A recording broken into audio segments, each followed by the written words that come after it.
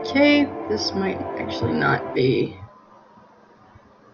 Let's do this one because I know this is royalty free. The last one was not. Oopsie. Here we go. Looks a little better. Something nice and chill. But yes, hello everybody, and welcome to Project Pencil Snap. We are going to be doing color theory today. Just closing a couple tabs and bringing up the things I need. Should probably get rid of Discord for the time being.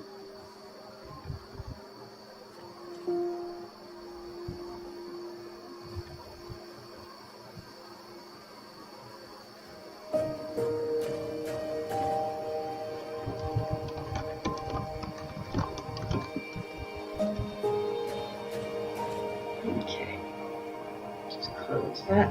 There we are. Alrighty. So now I have everything taken care of. We can begin. Okay, so for everybody who remembered the value study from last time, I will open that up for you so we can have a look at it.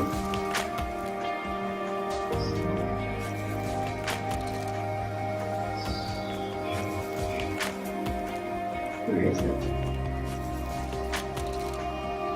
Here we are. Our little value sheet. If you have these from last time, great. We will be using these. If you have them printed out, that's fine. If you don't, that's okay too. Just grab the color here. We are going to be drawing two heads side by side, and they're going to be the same character as best you can. For those using digital media, you can duplicate a layer and then just have it one next to the other. Those using traditional media, I'll give you plenty of time to do that. It doesn't need to be really complicated. It can just be a normal head. This is how I tend to start up with drawing characters. This is the center of the head. This is where the eyes will be. This is where the center of the head is.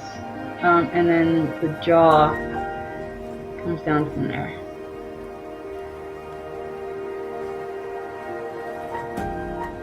Right here is the base of the jaw that goes into the chin. But that's for another time. And remember, erase as needed. These don't have to be really exact. They don't have to be really complicated. Just a character is fine.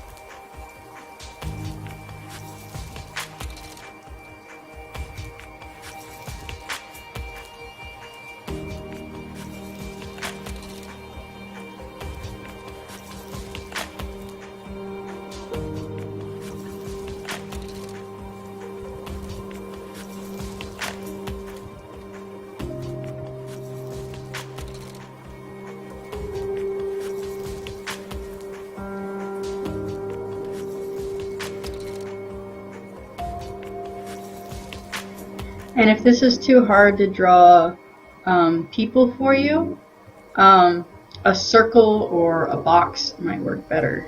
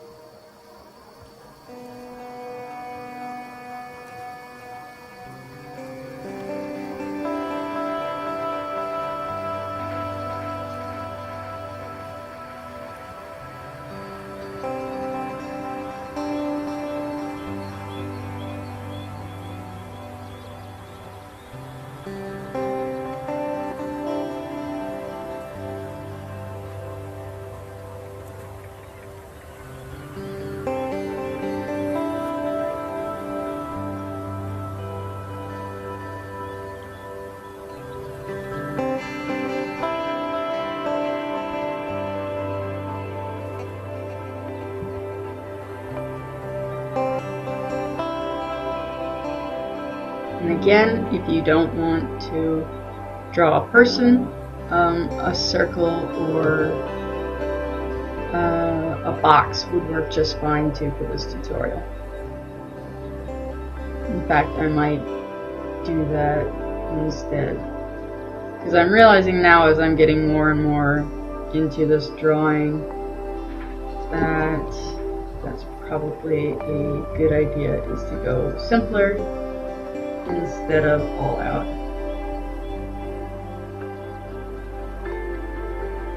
So yeah, we'll come back to this one.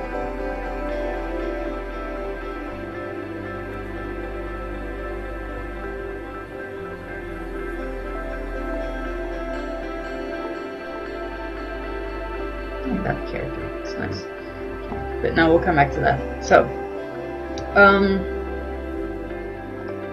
gonna draw a circle as best I can. Circles are not something that I'm very good at drawing, but that's okay. So I have a circle, roughly, and then a really cool trick to drawing boxes is you draw. Oops. We'll come back to the person later. That's fine, because I realize now that that's a little too complicated. You draw two squares.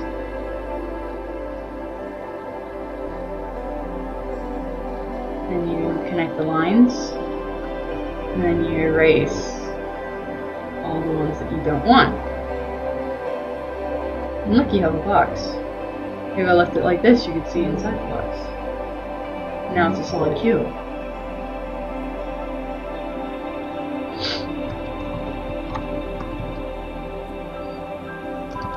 Hello everybody! Okay, so I'm just going to use these two instead of the person. Okay. Now what we're going to do is we're going to pick colors. Now, set this aside. The way I like to pick colors is digitally works differently than traditionally, because traditionally you have red, blue, and yellow, and using pigments you can make different shades based on how much of one you add to the next one. That works with pigments. That doesn't really work with digital. Let me show you. If I take yellow and I take blue and I blend them together, that's not green. That's a muddy, purpley color. Yeah, it's not.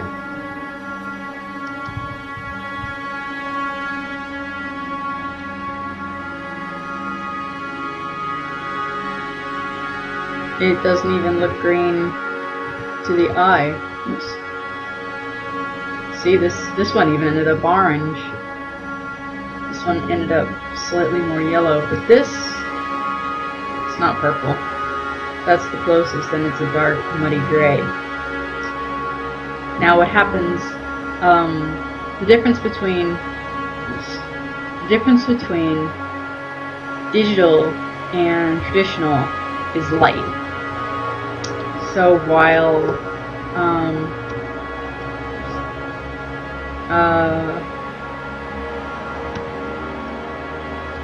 so you will have red,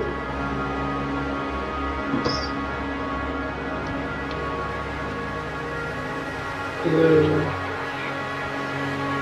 and yellow. You will also have, green. This is how I'll rearrange them.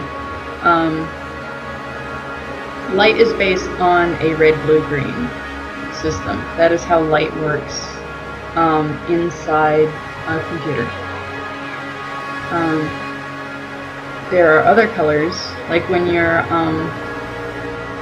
see how this gets a nice Oops. Nice teal color between the two of them on the spectrum.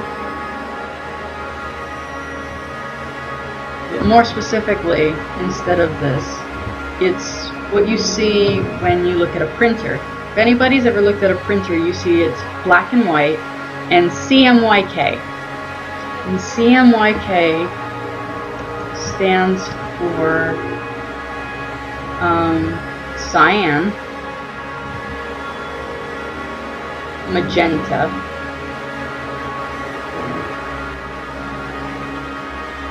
yellow,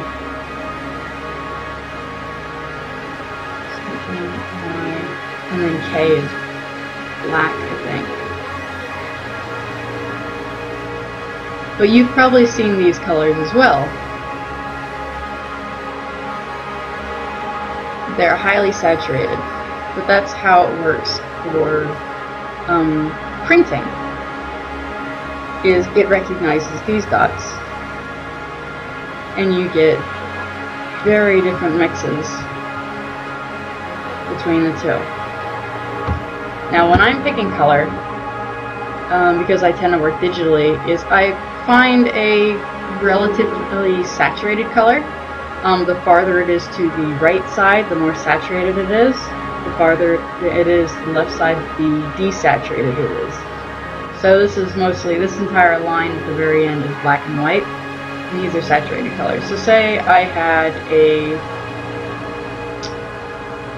like this color,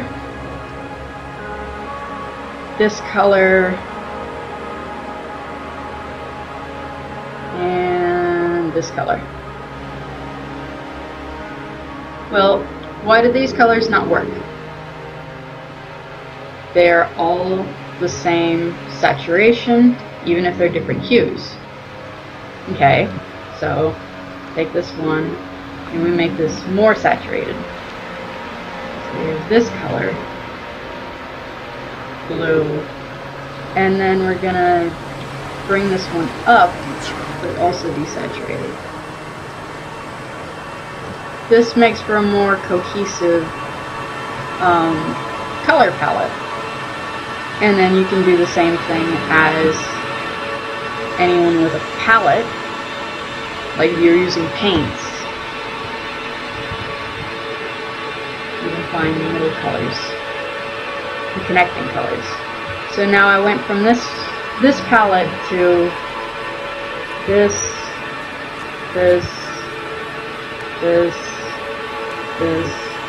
and this, and you can see a natural progression between the two of them, and if you need more in between, then you pick more in between.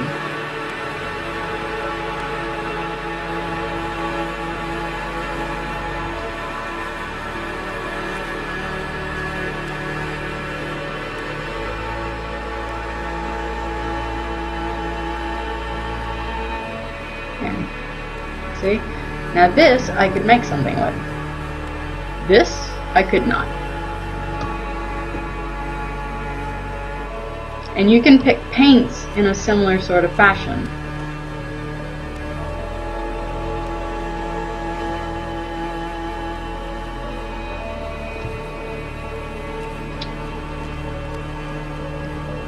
Do you see how this works a lot better than this one? So let's go over again the different colors.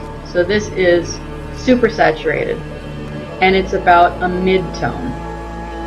This one is not as saturated, and this is also about mid. This one's very similar. They came off of the same line. This one came here, and you can see how it jumps around, and ideally it goes from one side closest to the left or the right to the other side. That's how you know you have a cohesive color palette. So taking this color palette that we have here,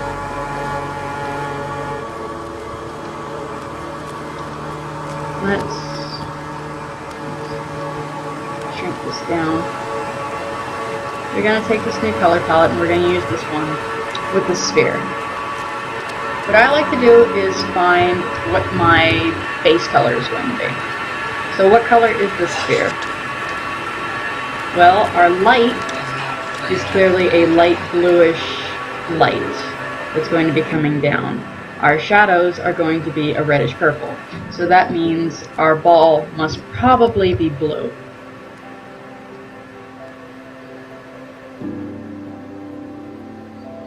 So first, actually, yeah, no, this is on a different layer, so that's good. The first one I'm going to do is how you would do it digitally, and fuck it, if we're going to be doing it digitally, let's really do it digitally. Just a big old circle. There we go. We have a circle. Okay. So this looks, it's a circle. This has no depth to it. No depth whatsoever. So we're going to start putting in some color. And I'm going to use a different brush. My pen brush is just solid colors. Like solid colors will intersect with other colors. But this brush that I have here, at first glance it looks like a pen brush, but then it smudges through other colors. So this one will work a lot more like paint. So when I start blending, I'm going to be using this color, or this brush rather. Now notice how I'm not going to the very end. I've established that my light source is coming from this direction because my shadows are down here. And you want to be sure to blend the two colors together around about the middle. Oops. And it's okay to pick and choose from ones that you've already laid down. That's fine. You see it starts to blur and you get a nice gradient. You see how now it looks a little bit more like it's a 3D object rather than a flat circle?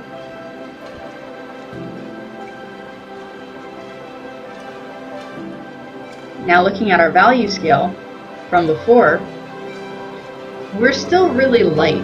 We haven't hit, or we're about in the mid-range, but it's kind of just so-so.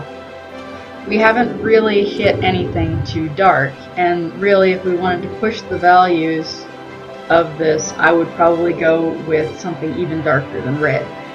And since it's going from light green around the purple, it would probably be there, most likely. Yeah, it's probably the color that it would be. Or the darkest of it. Actually, that's not even dark enough. There we go.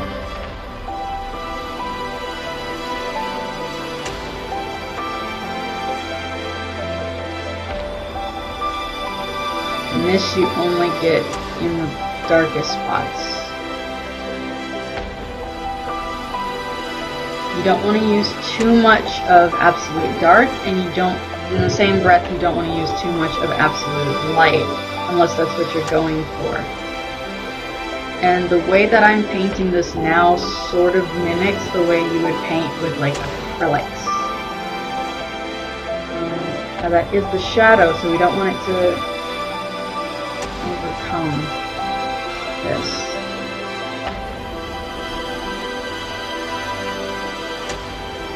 Okay. I would say we've got pretty good start on our shadows, so let's do where it would be a little bit lighter.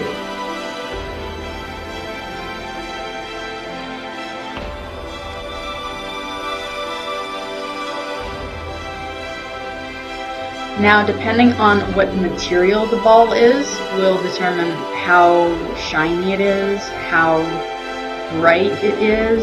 If it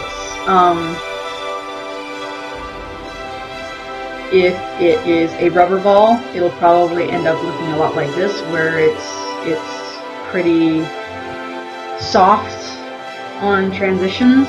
But if it was a metal ball, it would be very different in transitions.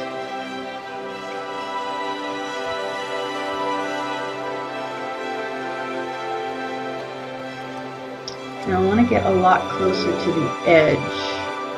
this time than I did with the shadows. And I'll show you why in just a second. So lay all this down.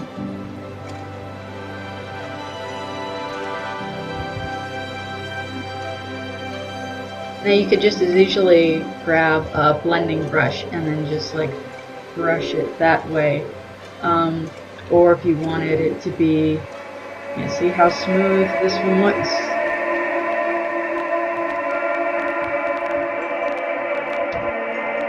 I even have an airbrush that I could use to get just the right amount of highlight on it. But that's because I'm doing it digitally. So let's go back and do it like you would if you were painting it. So let's have a semi-glossy ball here.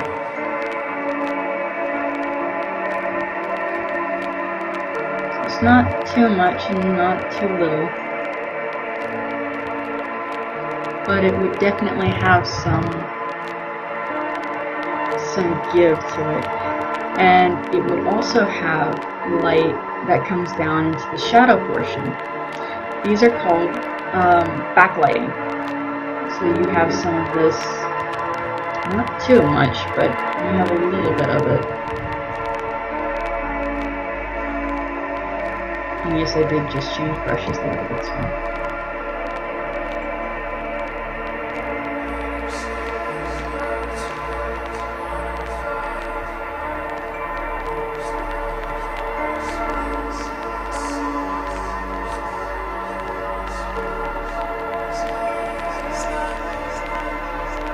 Now it looks like a 3D object.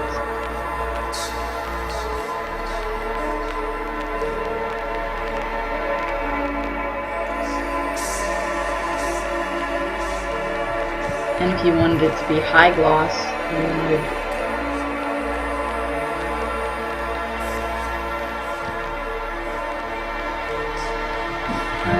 too much.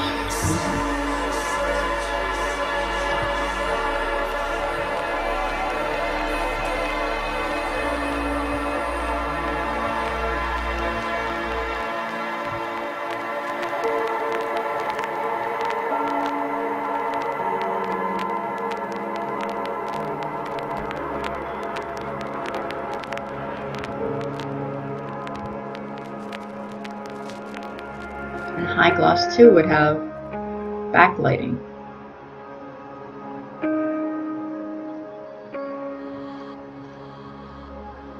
Would also have, I'm swapping to an airbrush tool, some shading. Now shading is always darkest near the object. Now make sure if you are very happy with how your ball came out, not to airbrush too hard on top of it, or you're going to transfer that color, and that's no bueno. Here we go. See?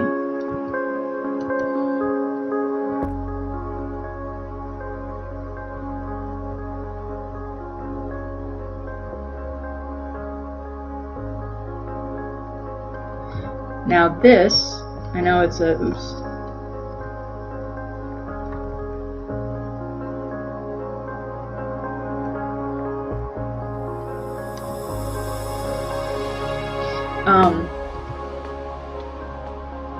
Just grab that there. Okay.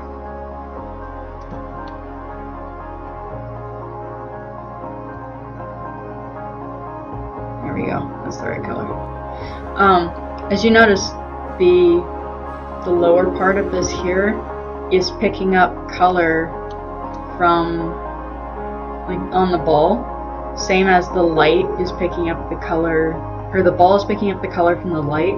It's also getting bounced back from the object that it's on. So if this was on a wooden table, it would probably be more brown. The ball would change. But as you can see, it all depends on, there you can really see the color change more there. But yeah, oops. So let's make another palette and do the same for the box.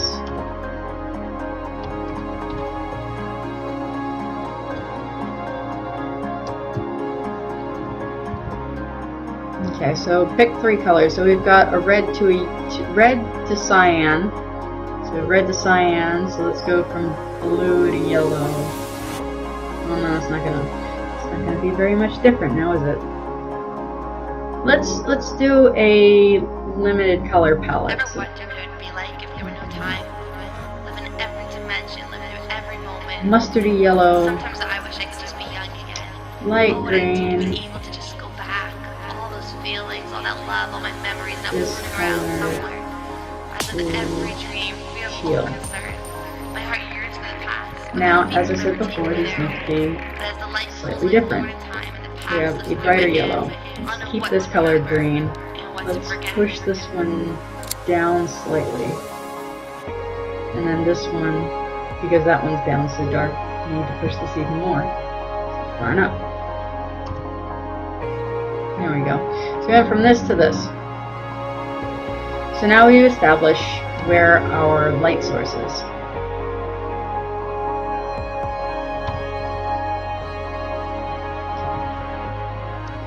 So our light source came down from this way, so let's have the light source for this one, and this is a monochromatic sort of thing, which is fine. Let's have the light source coming in this kind of direction, so it's hitting this face on the sphere, or excuse me, on the cube, rather. Let's go with the yellow is going to be our light source, so I'm going to use this color.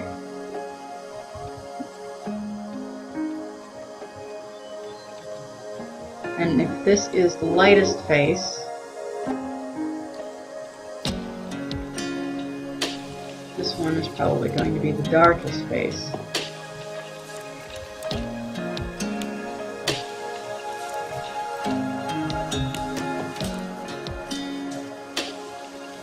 And then we have the middling light here.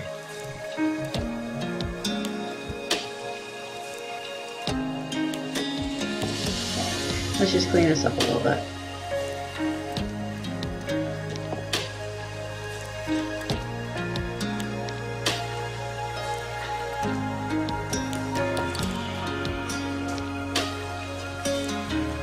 There we go. That looks like a cube. Okay.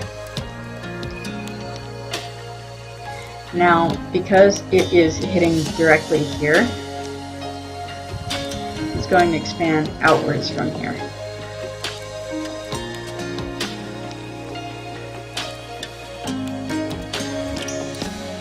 And you can blend it as you see fit.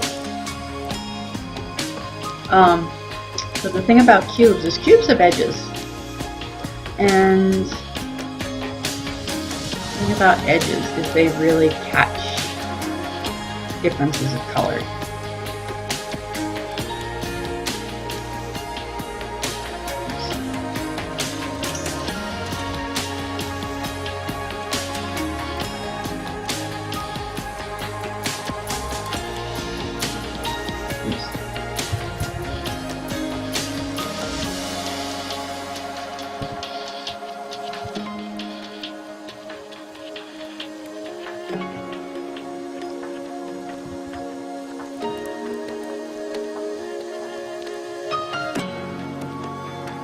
Okay, now instead of using the highest one, we're going to use the lighter one over here.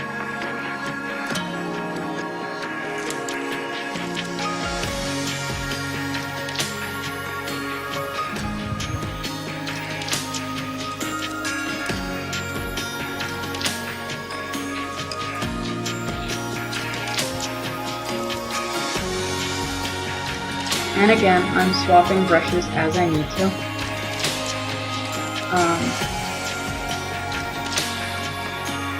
Digital painting is definitely a lot more like actually painting with real brushes than it is with sketching sometimes.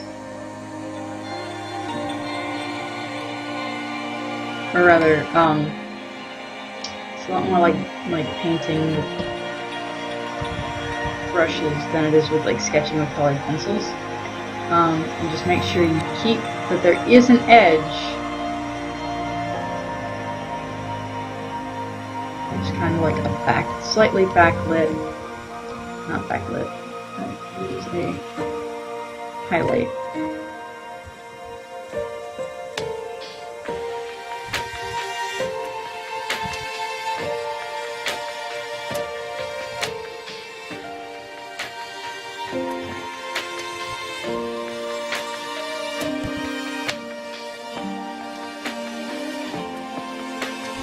And then this one,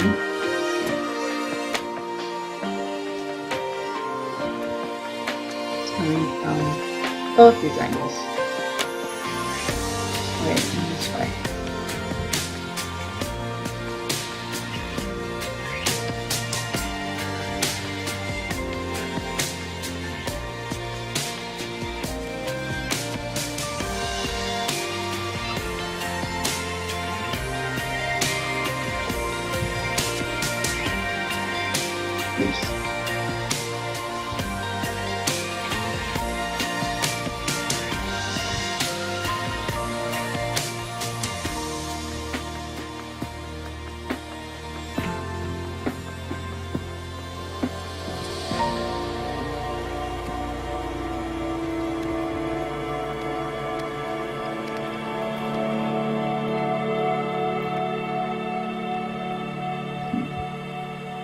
There we go.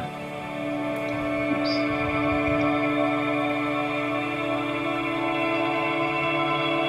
There, now that looks like a cube.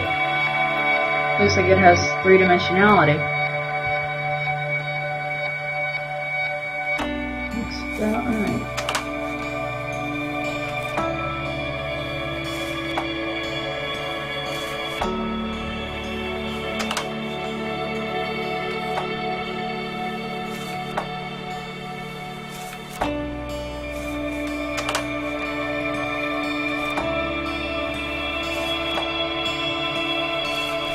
Go. It's kind of like some kind of matcha cake to me, but that's how you do it digitally. For traditionally, obviously you can't. Let me just steal these things.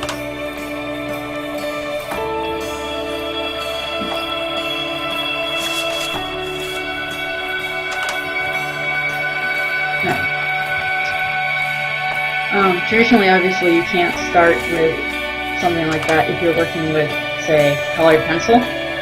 Colored pencil, you're going to have to work with,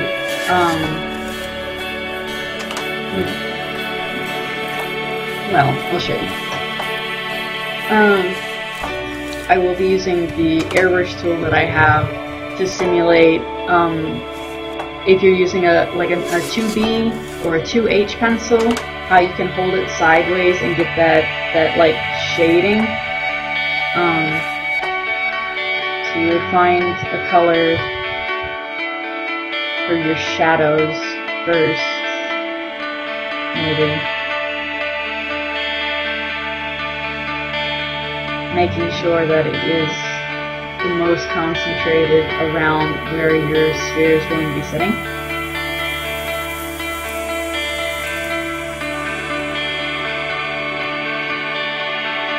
And don't forget to erase the parts that you don't need. This is assuming you have sketched out a circle and a cube.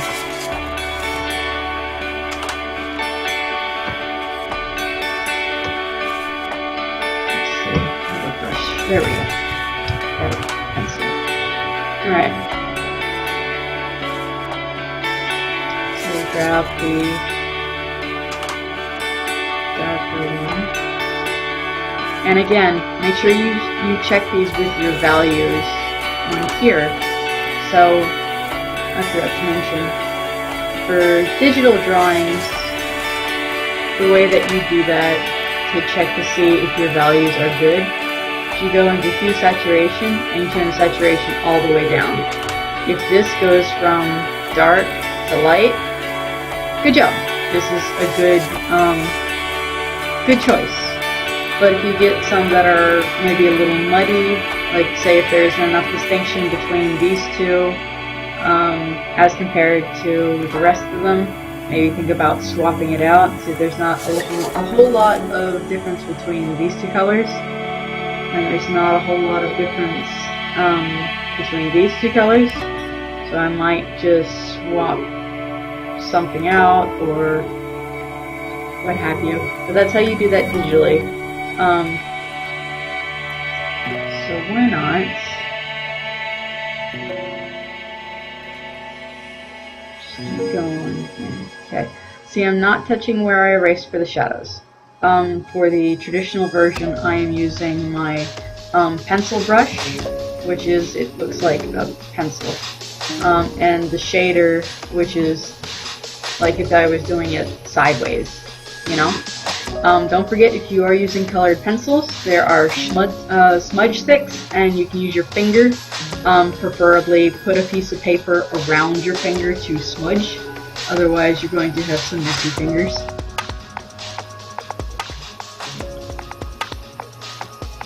Excuse me, I'm getting a drink here. And I will show you when I am finished what that should look like. Like, this will blend a little bit. Not a whole lot though.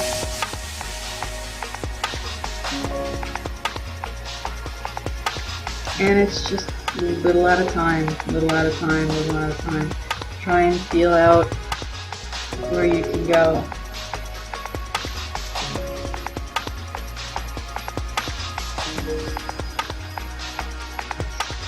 There we go.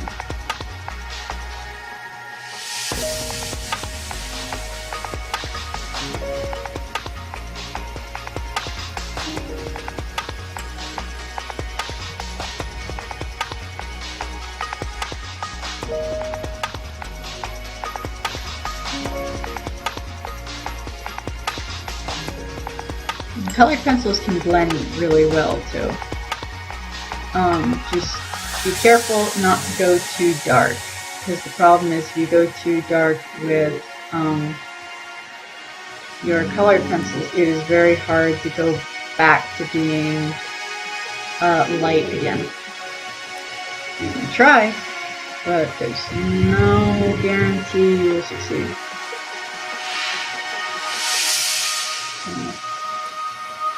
Oh, shoot. I put this on the sketch layer. Okay.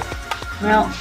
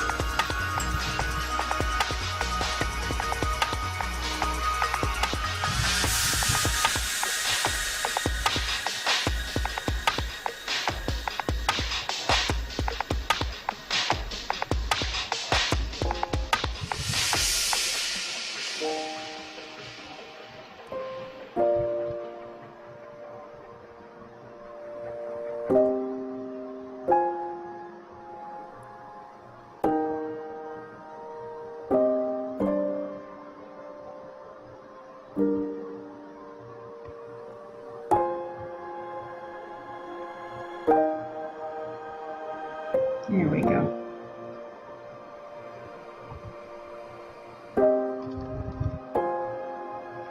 And just carefully smudging.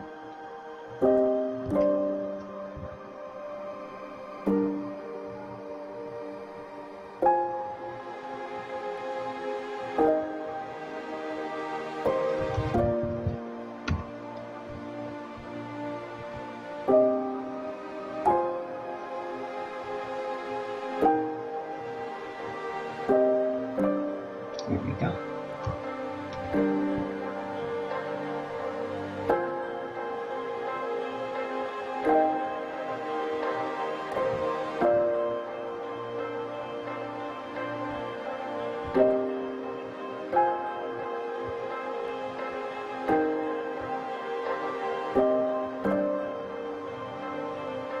Okay.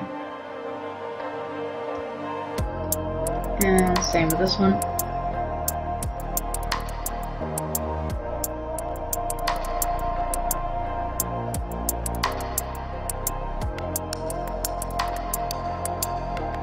So this is where the heaviest shading is going to be.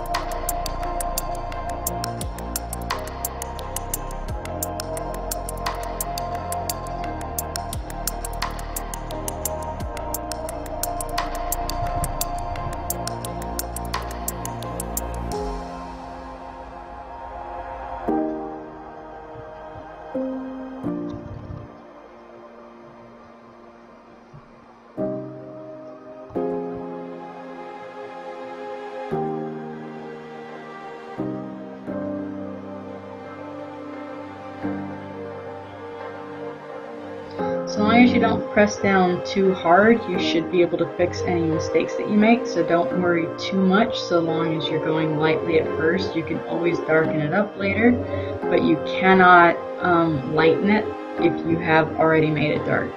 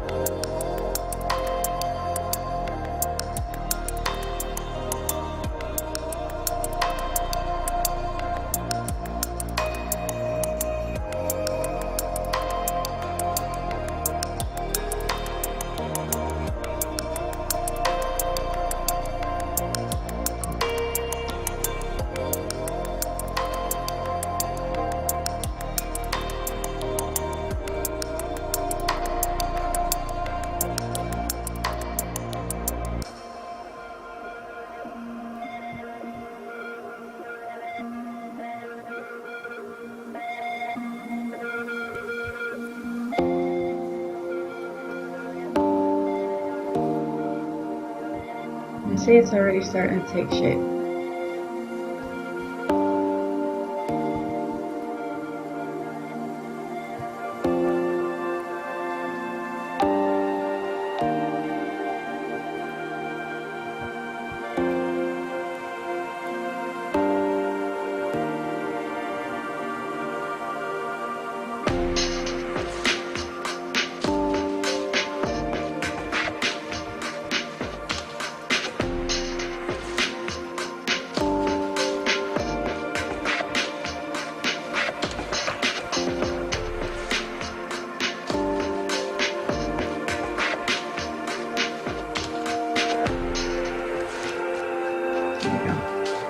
So we have what they would look like in pencil, more or less.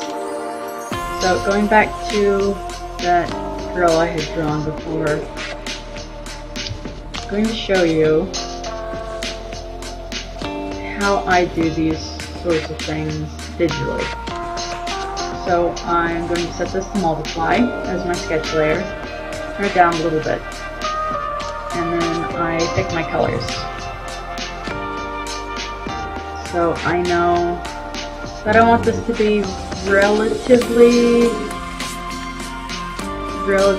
the correct, like, actual skin tones.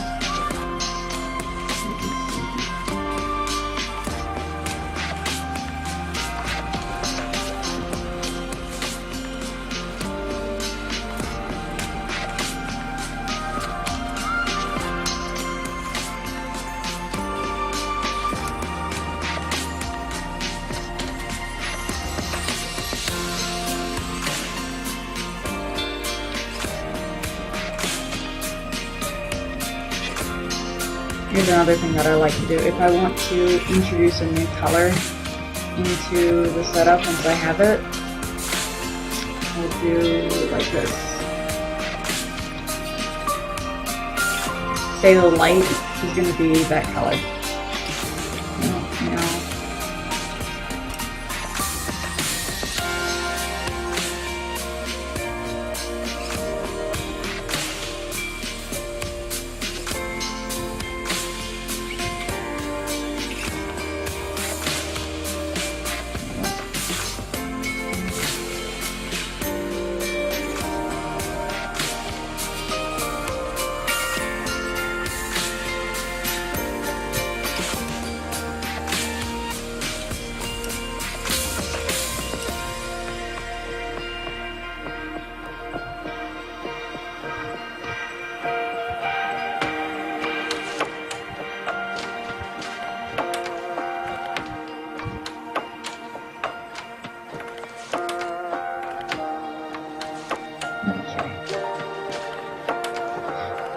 These can also be considered tints of like these colors. So base color.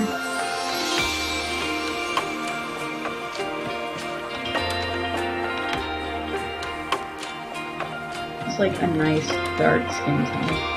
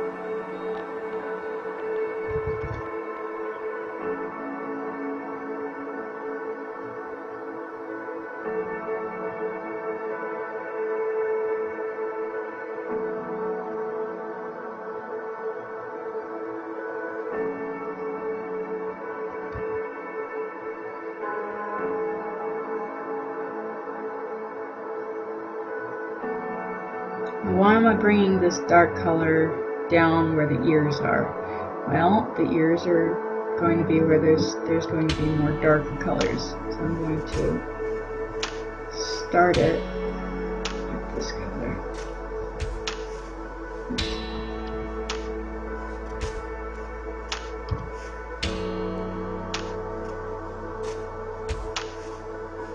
And also because it's framing the sides of the head, so I'm going to make that slightly darker as well. Because your ears, or your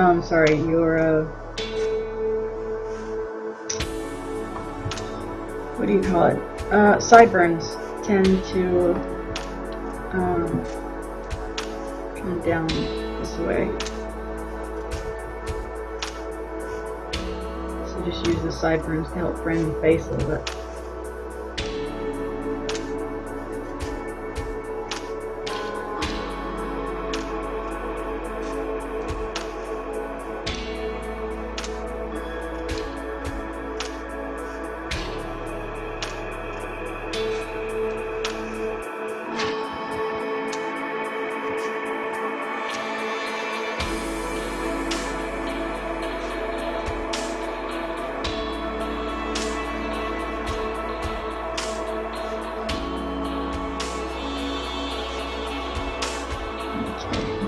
key.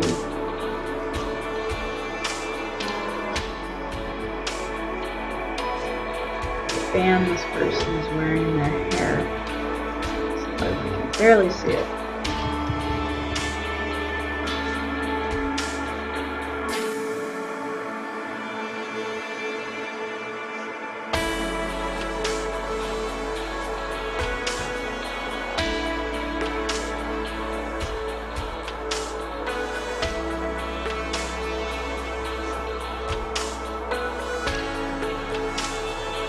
Now I will say now that my way of doing things is not necessarily the way everybody does things. So if you don't like the way that I do things, definitely experiment and see what works for you. Because as we established in the first Project Pencil Snap, there is no wrong way to art. Everybody sees things differently. So if this doesn't work out for you, cool. We'll work on something else next time.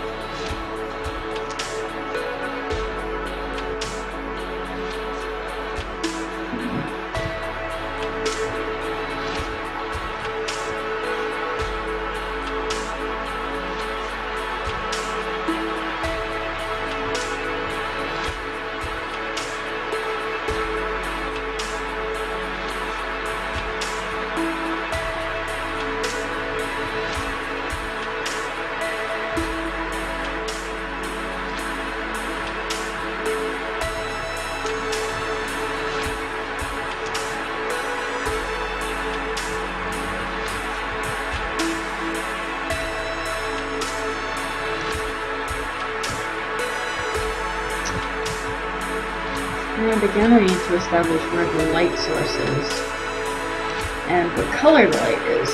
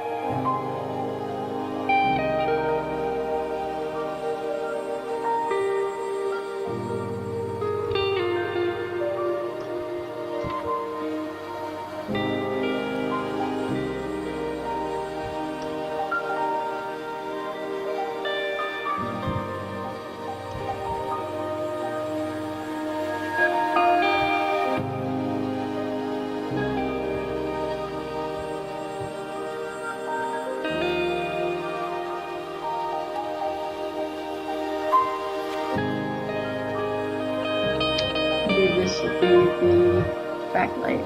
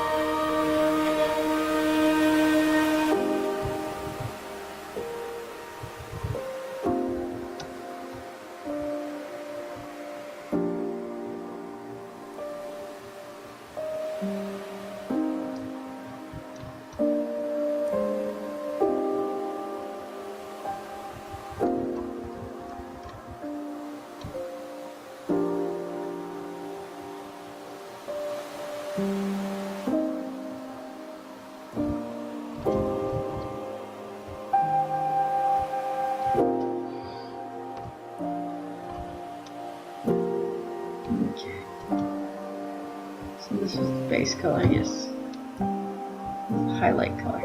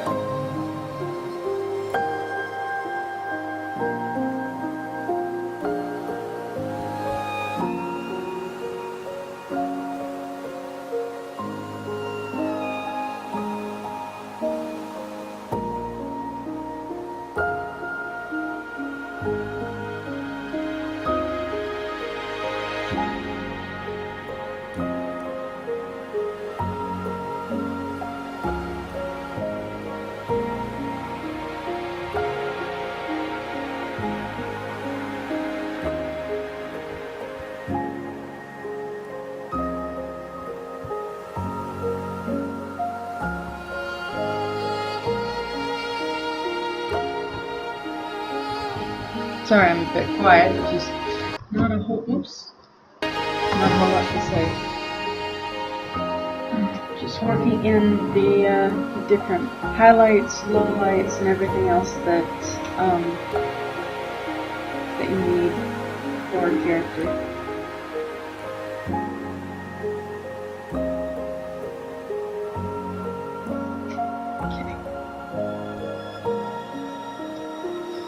Because we have these colors, and this is a highlight, I'll throw this in up here.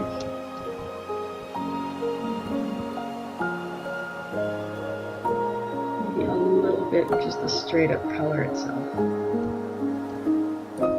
And this.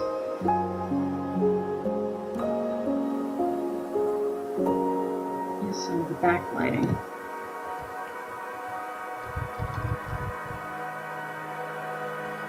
The thing about noses is because of the grease around your nose, you have this like sheen right here, followed by some pretty heavy shadows around the nostril. So that is something to keep in mind.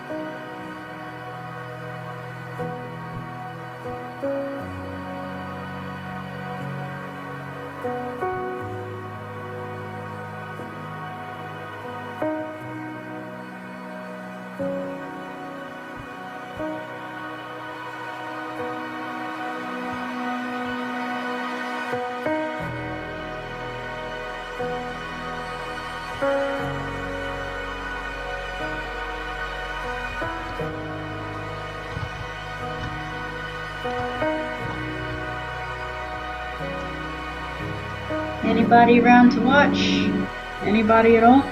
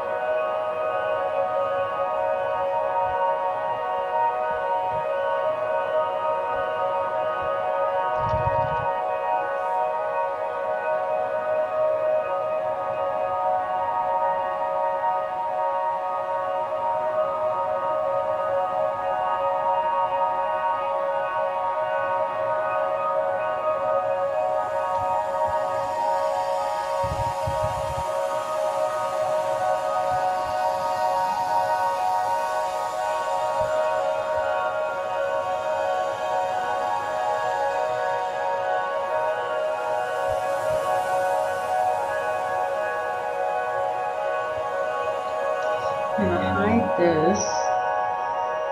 Alright.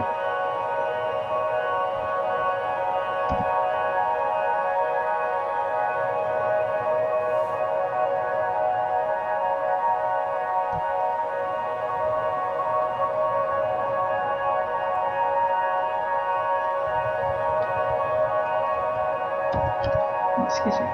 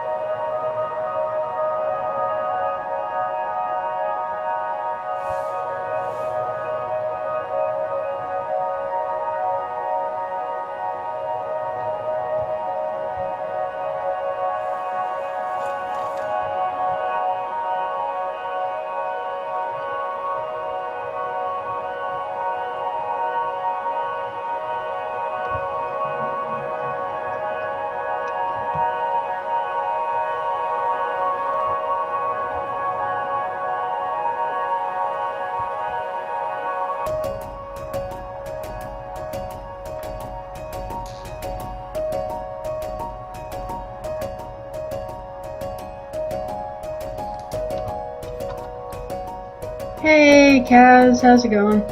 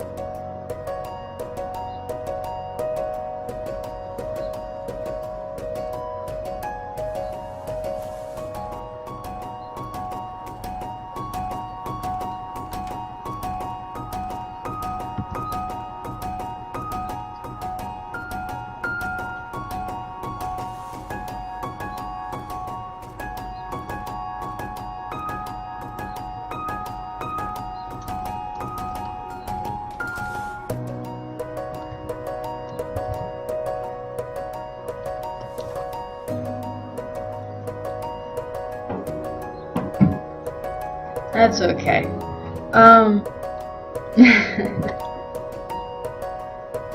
Went over a couple different things for characters and backlighting and just some basic things, but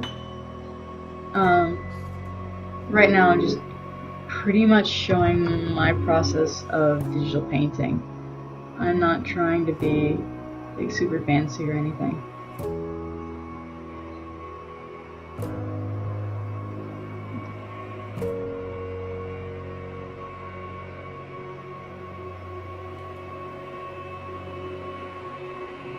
Oh yes, never draw eyeballs as completely white.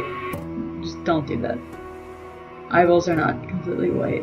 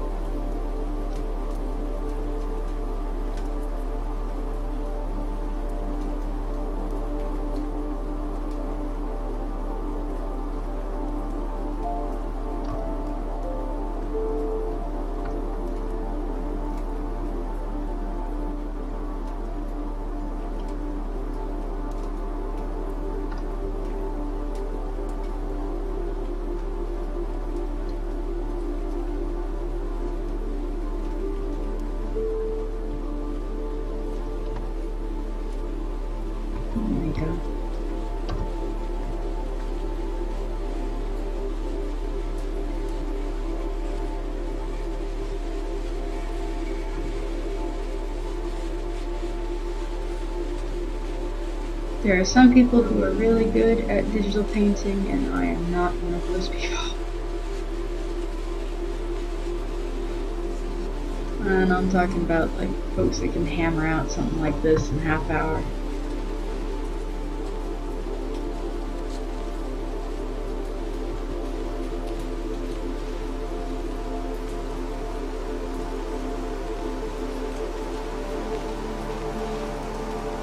But these sort of things where it's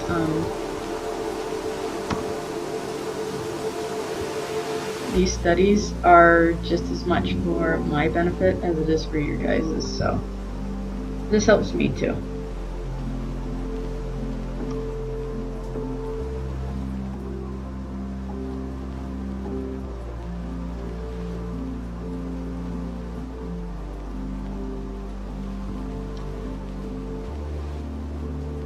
So no, I wouldn't be doing this without reason to.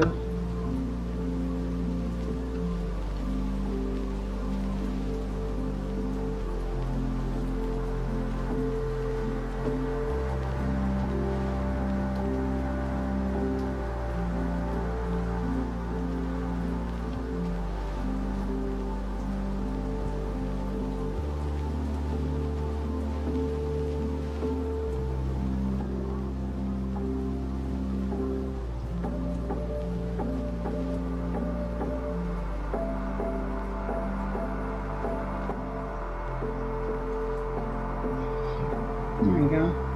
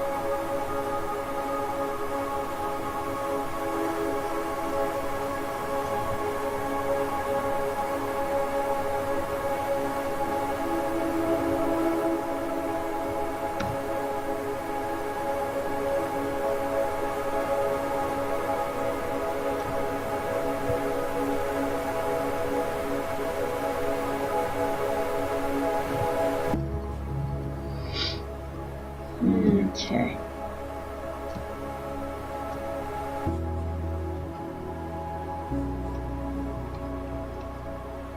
Now we go back to the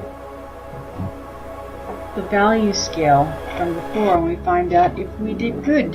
It looks okay-ish. Diffuse saturation, bring down the saturation. It's still very flat in the face. There's shading here, the hair is fine, around the eyes are okay, but for the most part there is not a lot.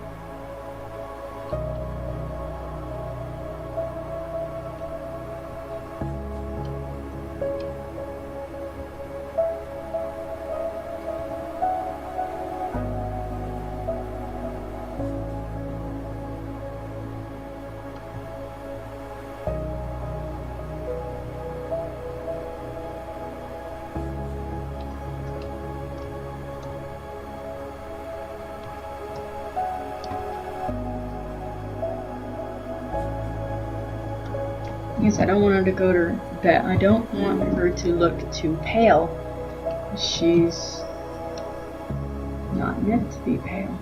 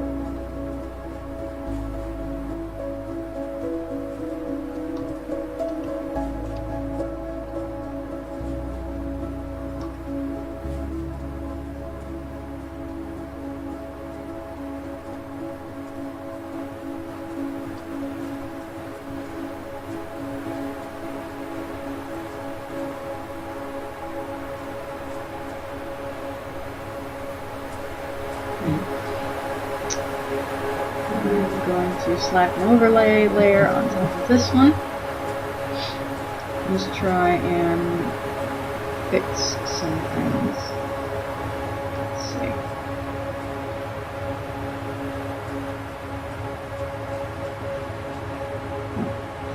This is just taking the dark green color.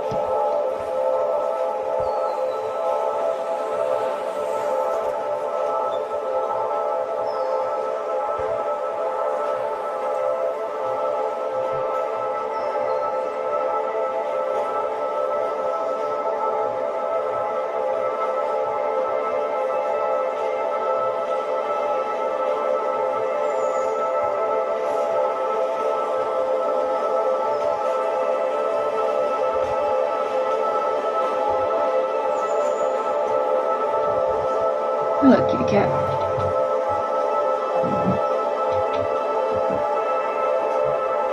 My kitty has come to sit to my lap.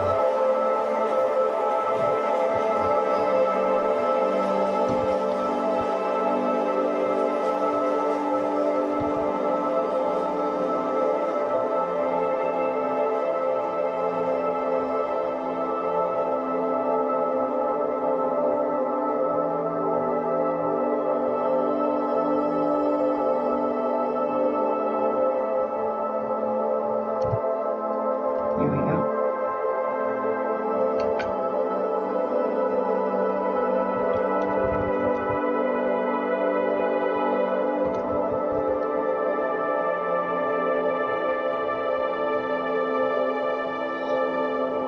Now, I think that looks a little bit better, don't you?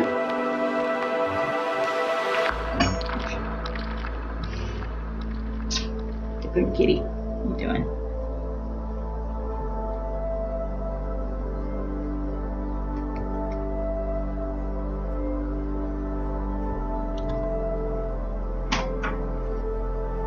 Thank y'all. Imagine it as a person under a... Oh! Hello, thank you for the follow. Think of it as somebody under like a blue light with a green backlight behind them.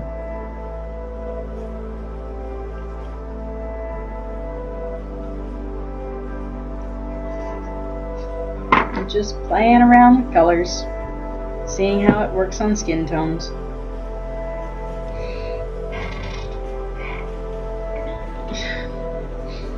My cat is being a butt and she wants all my attention. I'm trying to draw. Silly kitty. Can I have that wire, please? Thank you.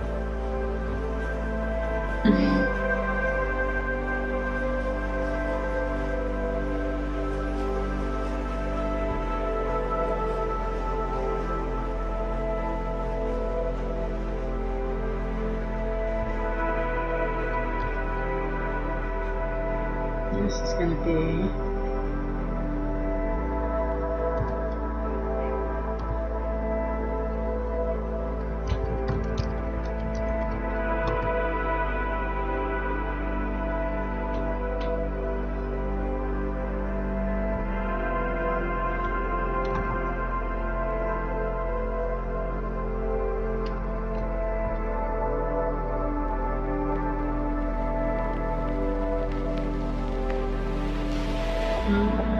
yeah, I would say that about does it for that one for the most part.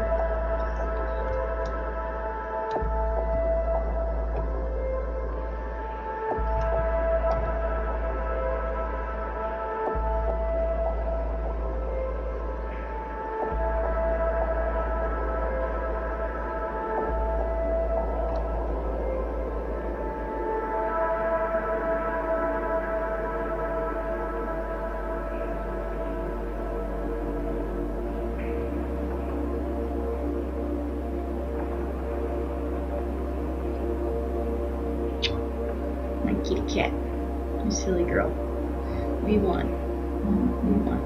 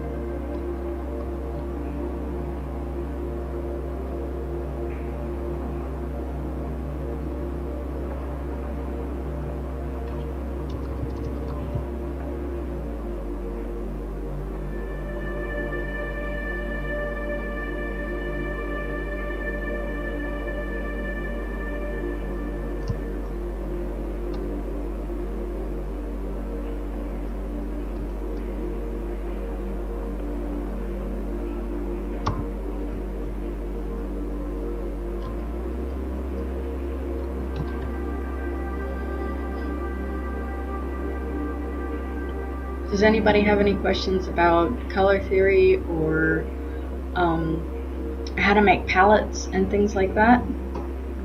We can go over different types of color palettes and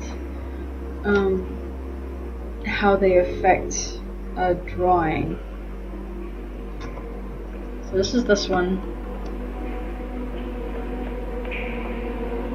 So let's highlight these. Let's just... There we go. It's easier. Alright, so there are different kinds of color palettes.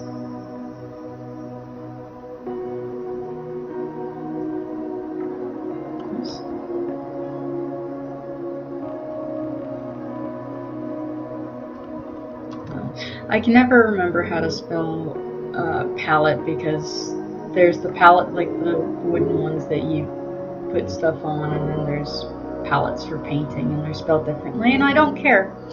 So there's that. So there are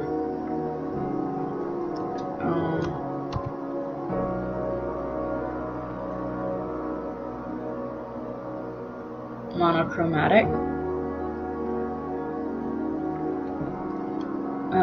which is basically you pick a color and it's from within that range.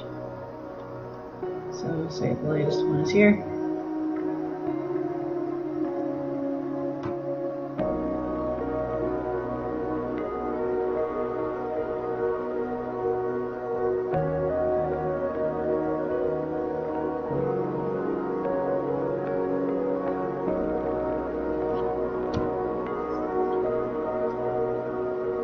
Monochromatic.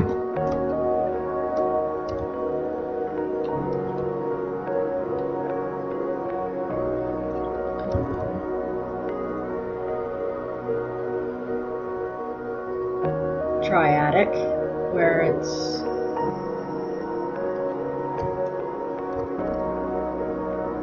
here's the main color,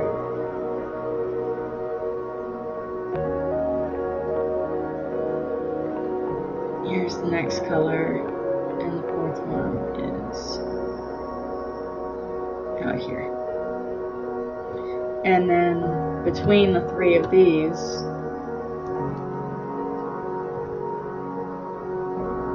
you would get your adjoining colors by, excuse me, by blurring them together. That's how you get your other colors. But you can tell that it's a triadic color scheme.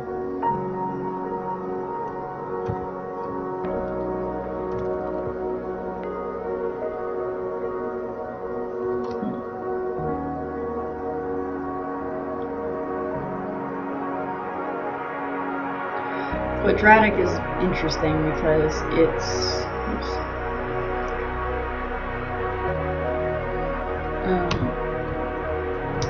fours, as you might figure,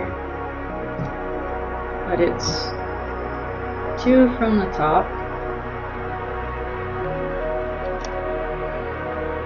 and then directly below them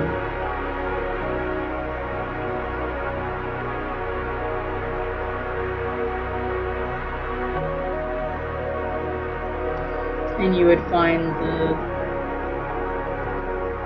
colors when mixing the two of them and finding out what goes in the middle.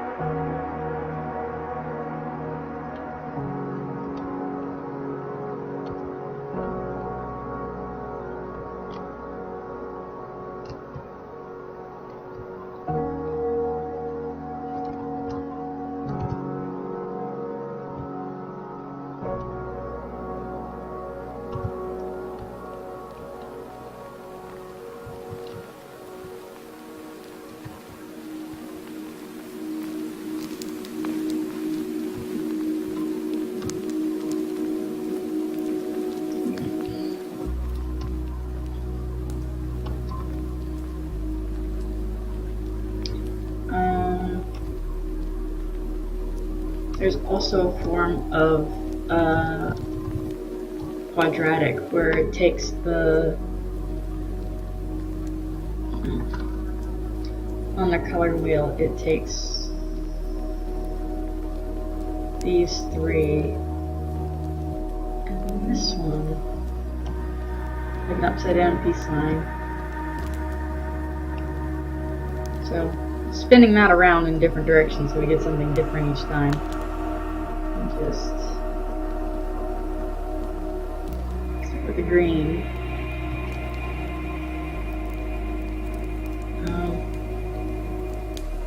And then this is going to be our center color. So this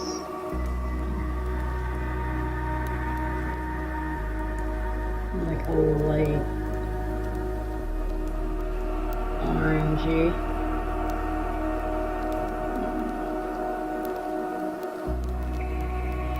And then this one is directly below here. So click on this, down here.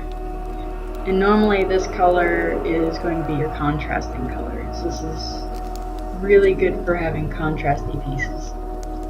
I forgot the name of it though.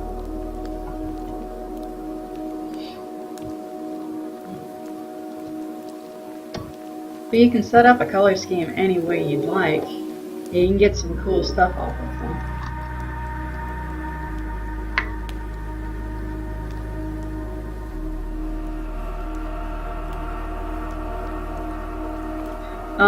I have a watercolor brush. It's set up like this. It doesn't really work super great unless you've already put something down.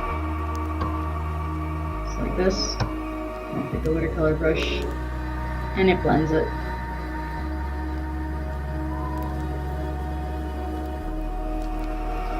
Actually, let's see what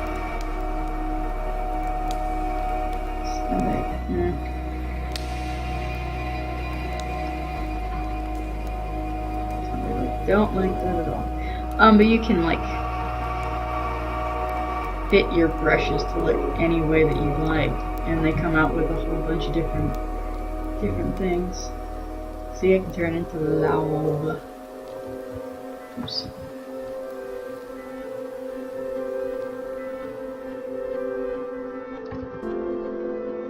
I haven't bothered to play around with this, but I really should have, because all of these are really cool looking, and they give you neat things with ants. Oh, well, that's one way to do it. It's not what I'm looking for though. If I do none, what does it look like? Oh, none is terrible.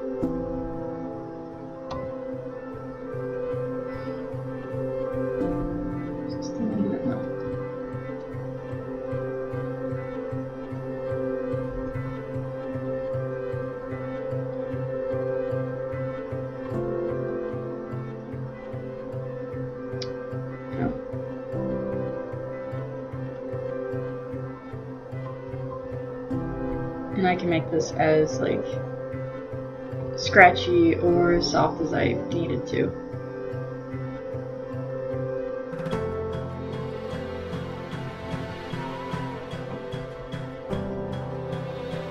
Yeah, that's how it tends to look. Alright. Yeah, so that's that.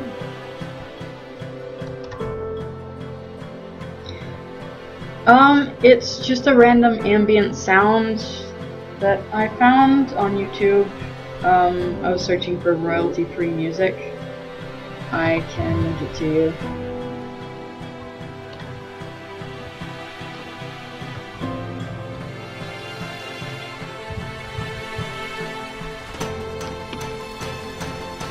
Yeah, so these ones are good for a couple different things. Oops.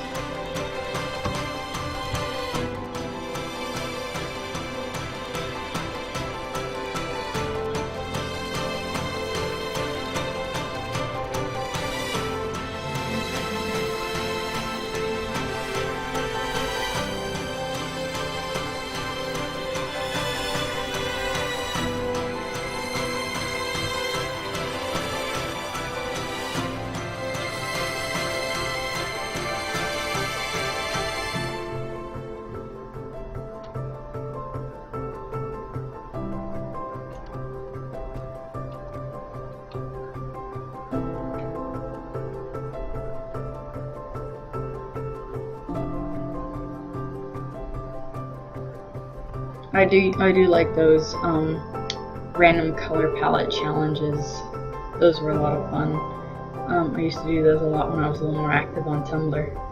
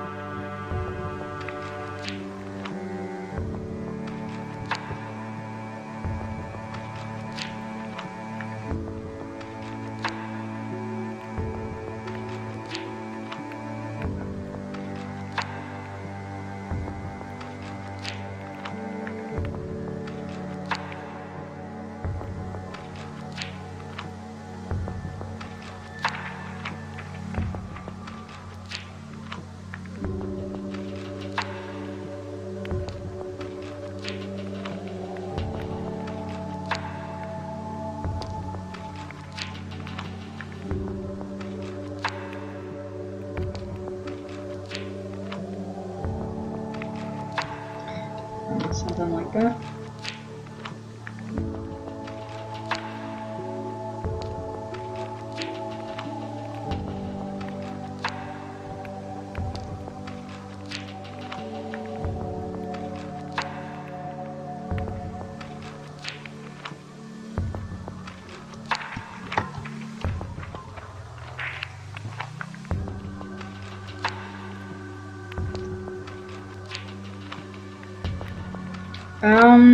Doesn't have a color wheel, no, I don't think so.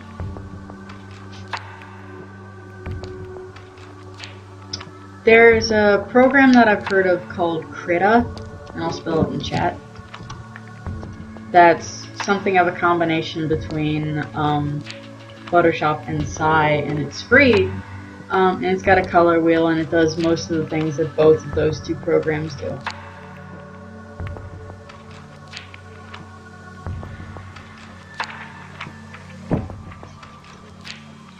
I like Sai a lot because I can swap between brushes with like a button. Oops. Don't delete everything.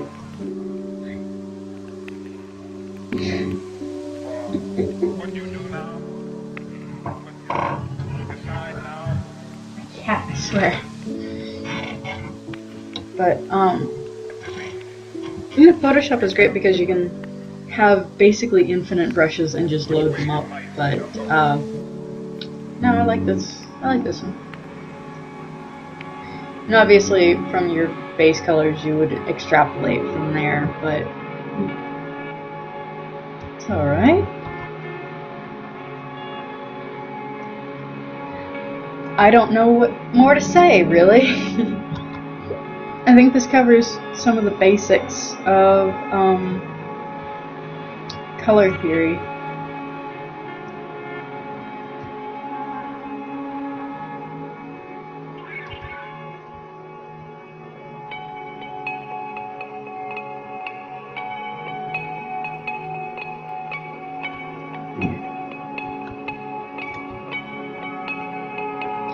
So on that note, I think this one is pretty well and truly done.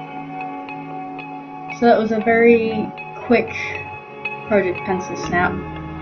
So I finished an hour early today. Not sure what the next one's gonna be. We'll find out. But